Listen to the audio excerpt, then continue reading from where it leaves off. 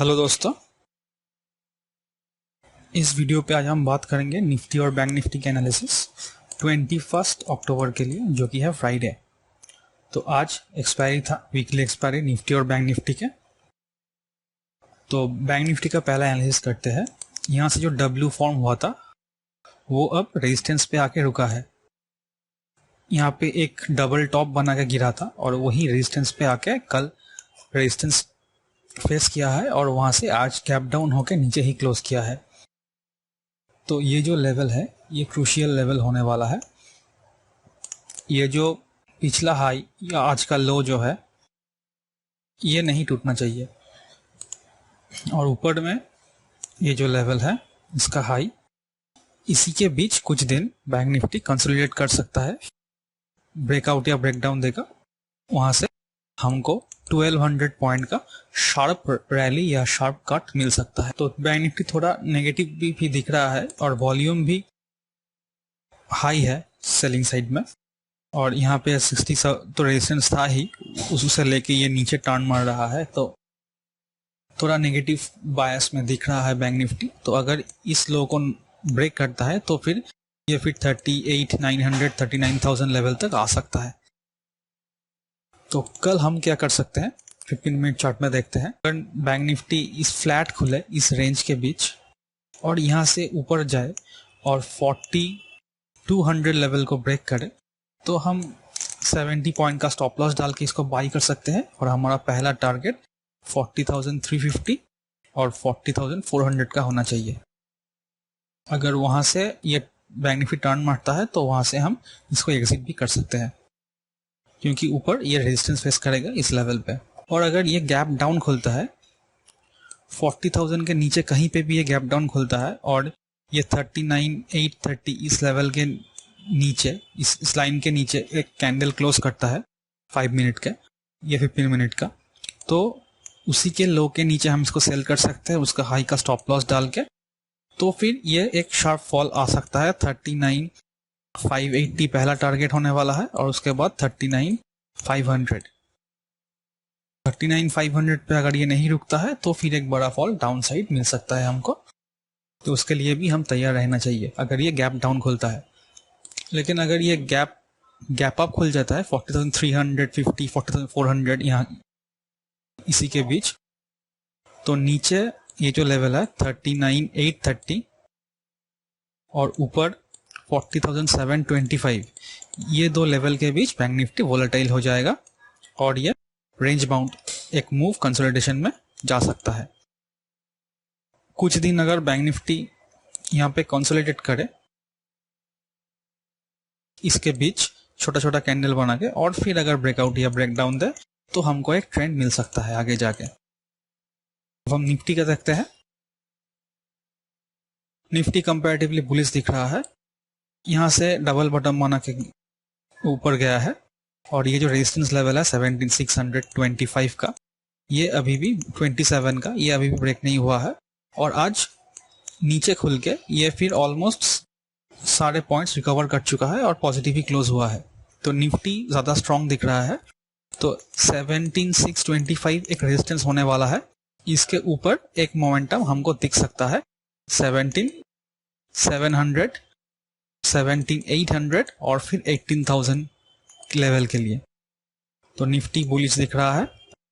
हम 15 मिनट पे देखते हैं हम कल क्या कर सकते हैं। तो निफ्टी यहाँ पे ओपन होके इसको ब्रेक करके यहाँ पे फिर सपोर्ट लेके ये एक रेंज था और फाइनली ब्रेकआउट देके ऊपर क्लोज हुआ है। कल अगर इस हाई को ये तोड़ता है जो कि 17,585 का है, अगर 17,585 के ऊपर निफ्टी जाता है तो हम 20 या 25 पॉइंट का स्टॉप लॉस देके इसको बाई कर सकते हैं। और हमारा पहला जो टारगेट वो 17,620 होना चाहिए या 17,627, और उसके बाद हम 17,700 के लिए देखेंगे और फिर वहां से थोड़ा सेल ऑफ भी आ सकता है। और 15 मिनट के जो RSI है वो 60 के ऊपर भी है, तो एक पॉजिटिव मोमेंटम दिख सकता है। लेकिन 17,700 के बाद जो भी राइज होगा वहां से सेल ऑफ हमको मिल सकता है, जो कि अगर हायर बॉटम बना के फिर उठता है तो हम उसको फिर से बाई कर सकते हैं। तो ये बाई ऑन डिप सिनारियो दिख रहा है। और अगर ये बहुत बड़ा गैप अप ओपन हो जाता है 17627 के नज़दीक के ऊपर, तो अगर ये थोड़ा नीचे आके फिर क्रॉस करे तो ये जो ब्रेकआउट पॉइंट है इसमें हम उसको बाई करेंगे और हमारा टारगेट फिर प्राइस एक्शन देख के हमको देखना पड़ेगा, लेकिन 1:2 हम मिनिमम लेंगे जहाँ पे भी हम बाई करें।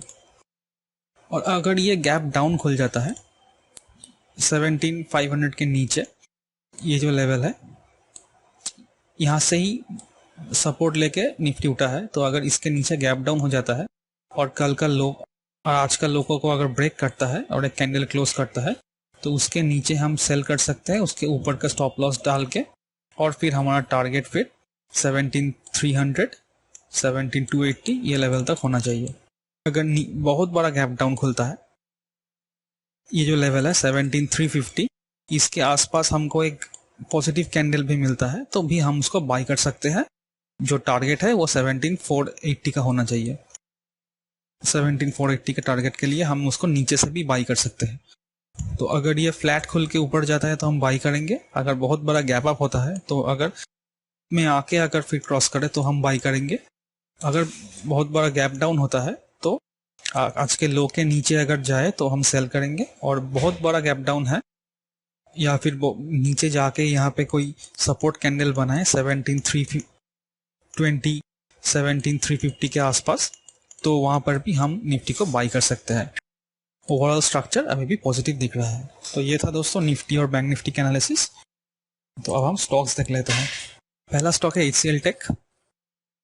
यहाँ पे एक रेंज बना रहा है HCL टेक। अगर इस रेंज को ये क्रॉस करता है तो फिर यहाँ से एक ऊपर मूव शुरुआत हो सकता है, तो इसको हम 1020 के ऊपर बाई करेंगे। 5 पॉइंट का स्टॉप लॉस होगा और 1:2 टारगेट ऑन द अपसाइड। अगला स्टॉक है भारत फोर्ज। भारत फोर्ज में एक इनवर्टेड हेड एंड शोल्डर जैसा दिख रहा है और यहाँ ये नेकलाइन के आसपास ही क्लोज हुआ है, तो अगर ये ऊपर जाता है तो एक मूव हमको मिल सकता है।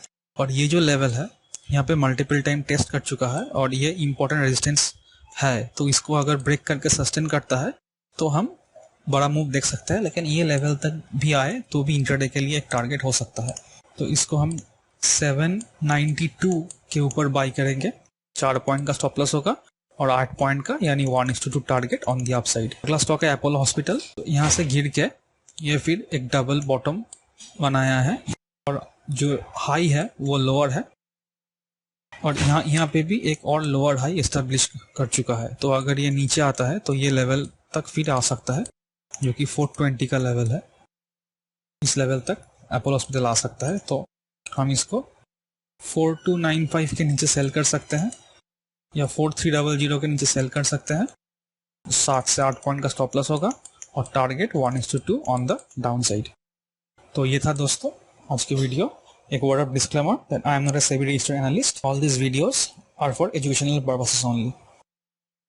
So I hope you enjoyed this video and thank you for watching.